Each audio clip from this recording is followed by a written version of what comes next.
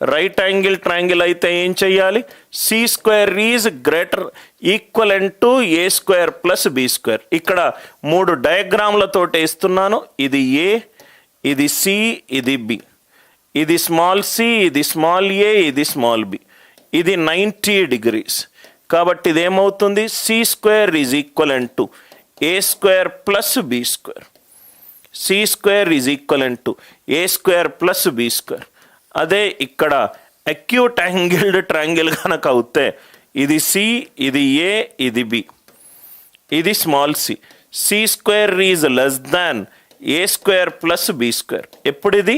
Right ఈ angle less than 90 degrees ఉన్నప్పుడు, theta less than 90 degrees ఉన్నప్పుడు. అదే అబ్ట్యూజ్ యాంగిల్డ్ ట్రయాంగిల్, ఇది సి, ఇది టీటా గ్రేటర్ దాన్ 90 degrees ఉన్నప్పుడు. ఇది ఏ, ఇది బి, ఇది స్మాల్ ఏ, ఇది స్మాల్ బి.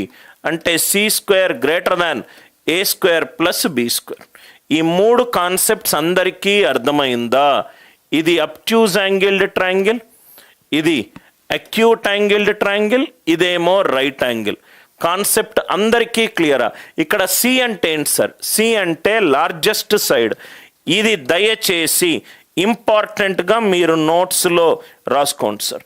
దయచేసి ఇక్కడ ఇది ఇంపార్టెంట్గా మీరు నోట్స్లో రాసుకోండి. సి అనేది ఏంటి? Largest side. సి అనేది ఏంటి? Largest side. సి అంటే అధిక భుజము. C square equivalent to A square plus B square. లంబకోణ త్రిభుజములో, అల్పకోణ త్రిభుజములో C square less than A square plus B square. Right అధిక కోణ త్రిభుజములో C square greater than A square plus B square. Concept అందరికీ క్లియరా సార్? నేను ఇప్పుడు కామెంట్స్ చూస్తున్నాను. ఏదైనా డౌట్ ఉంటే దయచేసి డౌట్ అడగండి, లేకపోతే ఆల్ క్లియర్ అని చెప్పి రిప్లై చేయండి. ఎవ్రీబడి, నేను కామెంట్స్ చూస్తున్నాను సార్. ఉంటే దయచేసి అందరూ రిప్లై చేయండి ఏదైనా డౌట్స్ ఉంటే. ఎవ్రీబడి హూ ఈజ్ వాచింగ్ అందరూ దయచేసి రిప్లై చేయండి సార్.